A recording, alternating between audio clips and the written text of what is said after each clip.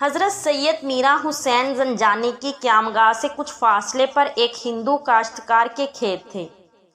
کھیتی باڑی سے اپنا معاش کمایا کرتا تھا۔ وہ صاحب اولاد تھا اور اس کے 3 بیٹے تھے جو اپنے باپ کے ساتھ ہی کھیتی باڑی کیا کرتے تھے۔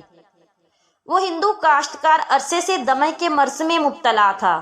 جب اسے پتہ چلا کہ اس کے کھیتوں کے قریب ہی ایک درویش ہے تو وہ آپ کی خدمت میں حاضر ہوا اور آ کر عرض کرنے لگا کہ میں دمے کا مریض ہوں، بے شمار طبیبوں سے علاج کروایا ہے لیکن کہیں سے بھی شفا یابی نہیں ہوئی، آپ ہی میرا علاج کیجیے۔ حضرت سید میرا حسین زنجانی مسکرانے لگے اور فرمایا کہ میں کوئی حکیم نہیں ہوں کہ تیرا علاج کروں، البتہ ایک شرط ہے کہ تم دین اسلام قبول کر لو تو اللہ تمہیں ہمیشہ کے لیے تندرست کر دے گا۔ اس ہندو نے سوچا کہ دل سے مسلمان نہیں ہوتا، بظاہر کلمہ پڑھ لیتا ہوں، تندرست ہو جاؤں، بعد میں دیکھا جائے گا۔ چنانچہ اس نے آپ کے کہنے پر کلمہ طیبہ پڑھ لیا اور مسلمان ہو گیا تو اس کی تکلیف فوراً جاتی رہی۔ جب وہ جانے لگا تو آپ نے فرمایا کہ سچے دل سے مسلمان رہو گے تو ہمیشہ کے لیے تمہاری بیماری ختم ہو جائے گی، اگر اللہ کو دھوکہ دینے کی نیت ہے تو پھر اسی مرض میں مبتلا ہو جاؤ گے۔ اس نے سوچا کہ آپ کو میرے دل کی بات کیسے معلوم ہو گئی ہے، لہٰذا آپ کے قدم پکڑ کر عرض کرنے لگا کہ آپ کو میری دل کی نیت کا کیسے پتہ چلا؟ تو آپ نے فرمایا اللہ جسے چاہتا ہے دوسروں کے پوشیدہ راز بتا دیتا ہے۔ اس کے بعد وہ سچے دل سے تائب ہو کر مسلمان ہوا اور ہمیشہ کے لیے آپ کا عقیدت مند بن گیا۔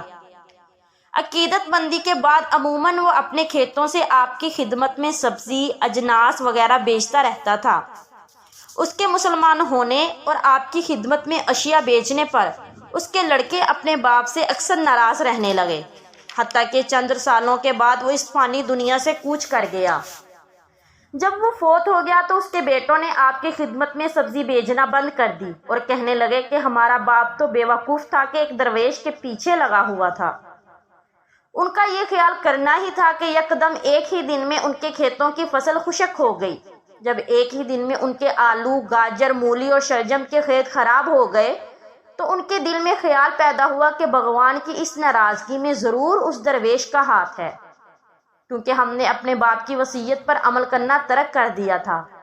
چنانچہ وہ تینوں بھائی آپ کی خدمت میں حاضر ہوئے اور اپنے کیے پر نادم ہوئے اور کہنے لگے کہ دعا فرمائیے کہ ہمارا نقصان پورا ہو جائے۔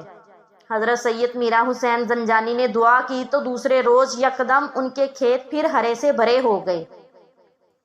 وہ آپ کی دعا سے متاثر ہو کر مسلمان ہو گئے اور آپ کی خدمت اپنے باپ ہی کی طرح آپ کے آخری دم تک کرتے رہے۔